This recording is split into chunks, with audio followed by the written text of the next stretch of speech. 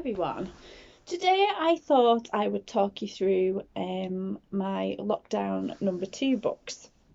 Unfortunately, we've been told that it is going to happen for a month. I don't know how it's going to fix me with work, but I've taken a lot of books out just in case. I don't know if you saw on my Twitter the middle grade books that I have stacked next to my bed now, ready for if I get through loads for Believeathon. But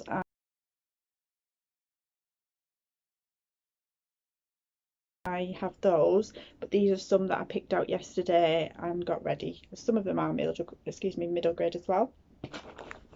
So the first one is Featherhood by Charlie Gilmore.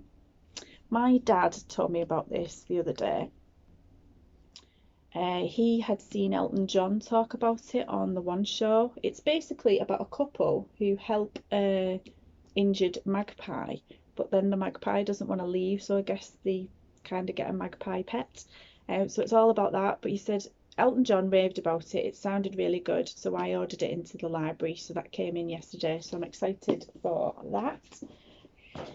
The next one, you'll have heard me talk about these. I read A Night In with Marilyn Monroe, A Night In with Audrey Hepburn, although I read them the wrong way around. And the final one is A Night In with Grace Kelly by Lucy Holiday. So it's basically about a girl who has these film stars visit her because she's got this old couch that used to belong on the MGM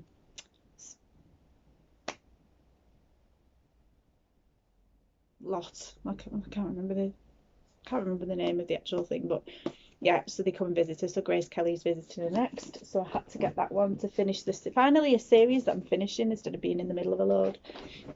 The next one I wanted to read for a while is a YA called What If It's Us by Becky Albertalli and Adam Silvera.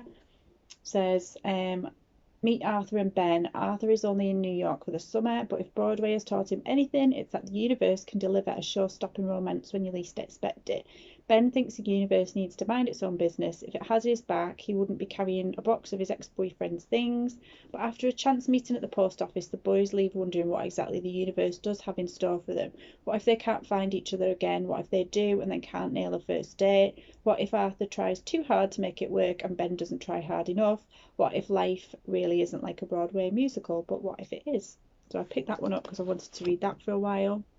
I said I hadn't read a lot of same-sex romances. This happens to be it, so there's another one for me to add to my list. The next one that I ordered in was This Darkness Mine by Mindy McGuinness. I have picked this one because I'm hoping at some point to take part in the Sisters Approximately book club, which is run by Chloe from Chloe Reads and her friend, I think it's Brittany in America. And all of the books that they've done so far have had like a dark twist to them, and that doesn't really appeal to me. But there was two that I thought I might be. I mean, this one still sounds dark, but we will see.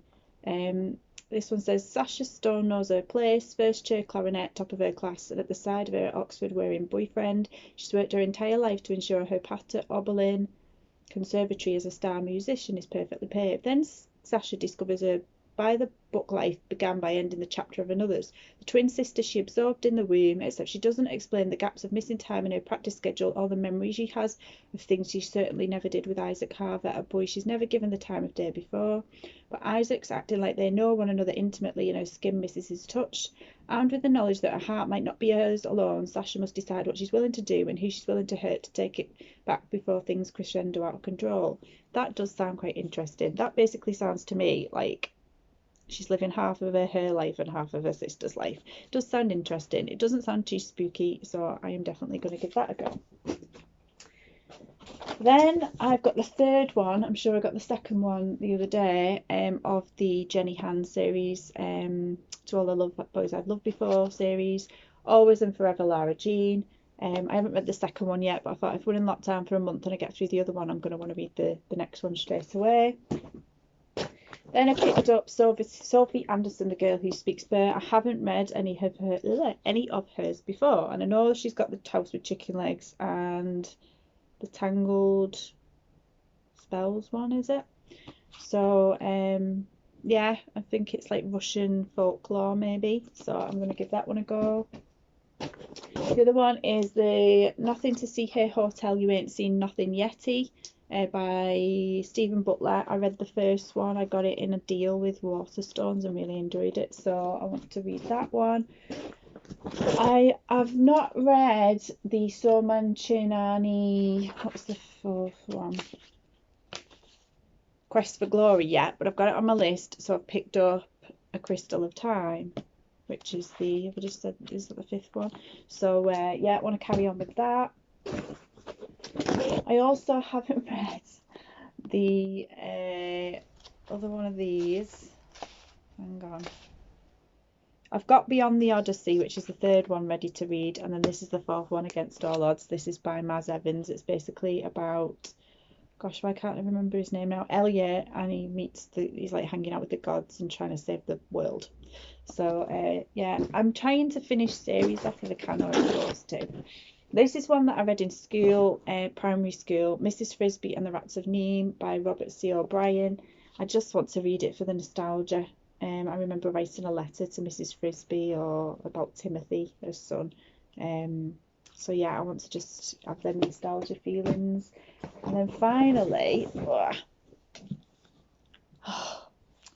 let's do it. The authorised biography of Victoria Wood. Loved her. Really sad that she's no longer with us, but really want to give this a go. It's quite a chunky book. There's lots of nice pictures in, which I'm excited about. And oh yeah, look at her there, just in her element. So yes, definitely want to give that a go. So that is all of the books that I've got prepared for lockdown, as well as the ones that I put for middle grade, and as well as all of those. So I'm not going to be short of reading. Yes, I probably could have just gone off there, and they will probably last me about 4 years. But I'm a mood, sorry about this bag. I'm a mood reader, and I really want to have options, because I've got a feeling that being in a second lockdown, excuse the bag, being in a second lockdown is gonna have its ups and downs again emotionally. So I want to be prepared and have some really easy books to read, or if I'm feeling like a bit of a challenge, then I can go for that. So we will see what happens, but I thought I'd share them with you. So let me know if you've read any of them. Let me know what you're planning on reading during lockdown, even if they're not these ones. And yeah, I will speak soon. Bye.